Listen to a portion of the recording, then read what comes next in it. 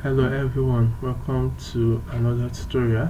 In the last tutorial, we talked about the ALU of the CPU. So in this tutorial, I'll be talking about the flags. Then the next tutorial, I'll be talking about the registers. So these flags, there are actually 5 flags within the CPU. We refer them as the conditional codes. They include the half carry flag, the interrupt mask flag, the negative flag, the zero flag, and the carry bit flag. So I'll be explaining how they work with the verilog code in Logisim. This is the full circuit for the CPU, where I've talked about this is the ALU, this is the registers, and this is the flags. So this is what I'll be talking about. So you can see that all the flags have the ALU signals as input, and it has the flags as the output, the zero flag, negative, carry, interrupt, and half carry flags as the output. So let's go into this flag subcircuit to see what it looks like. So this is what the flag subcircuit looks like. This is where the whole flags were generated. You can see them as the outputs of all these places. So we'll just study carefully how these flags are being generated. First of all, note that these are the ALU inputs. So the flag condition also depends on the input, on what particular state of the ALU control, as in what particular operation we are performing determines what flag we'll be getting. So also as an input is the ALU output, referred to as LUV, is the ALU output. Then these are the two ALU registers, the ALU left and the ALU right. They are the two registers used for calculation.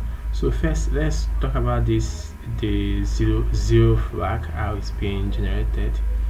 So this multiplexer is what selects the zero flags, and this multiplexer also selects the negative flags, as you can see from where they come from. So it means when the multiplexer is on, you select; if not, you lash it. So this is more like a lash.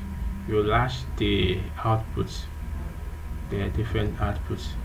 So this is the condition for the selection. All these things. This is a very big OR gate. It's up to 13 or so. So it means whenever the ALU is in any of those conditions, I think they're actually almost everything here.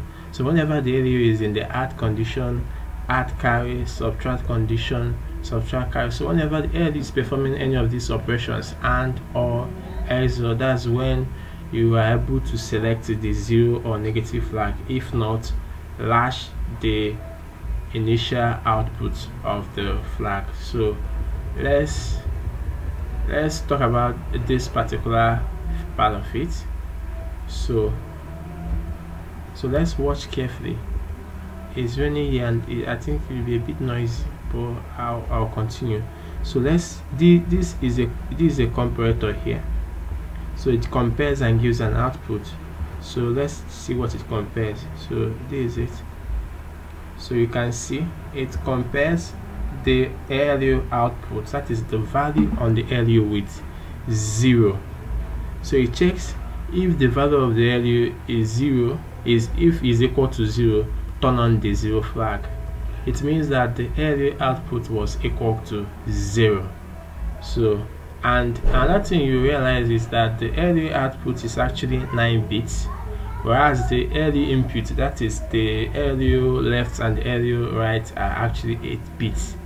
The reason why the ALU output is 9 bits is in case when you do a addition between the two inputs, between the ALU left and ALU right, and there is a carry.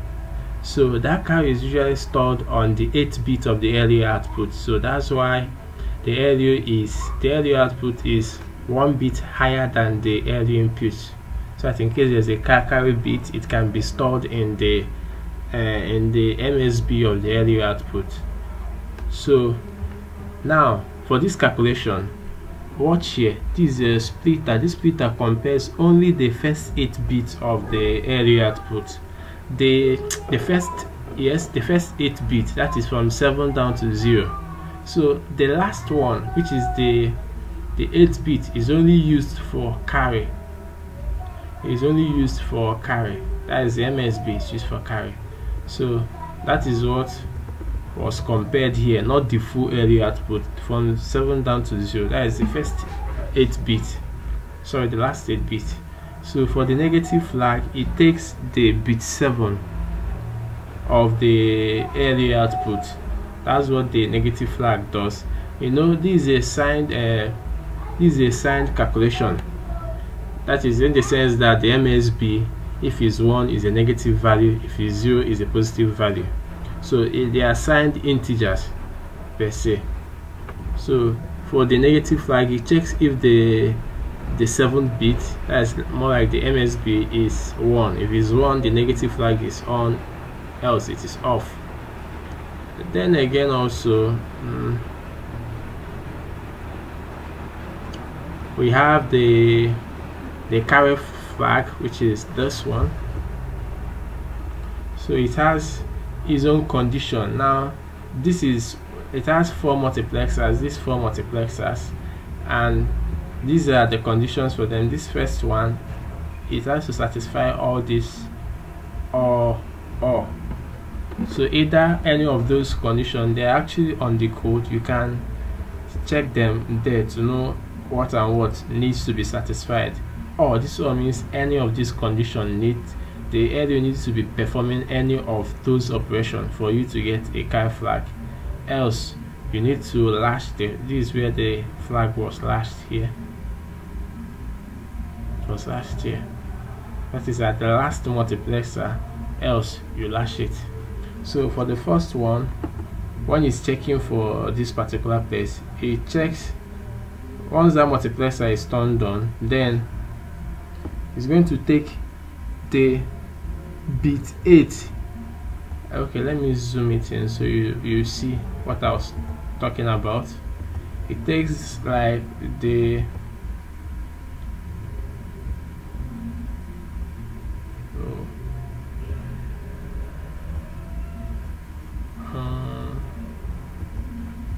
let me make it a bit longer.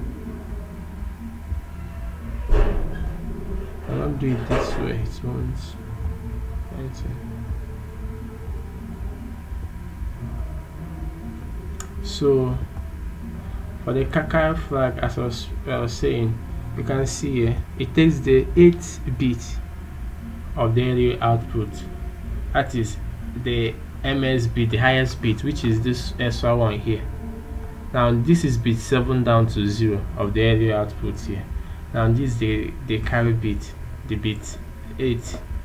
Bit 7 down to 0 is the first 8 bit, then bit 8 is the MSB, so that's the carry bit there.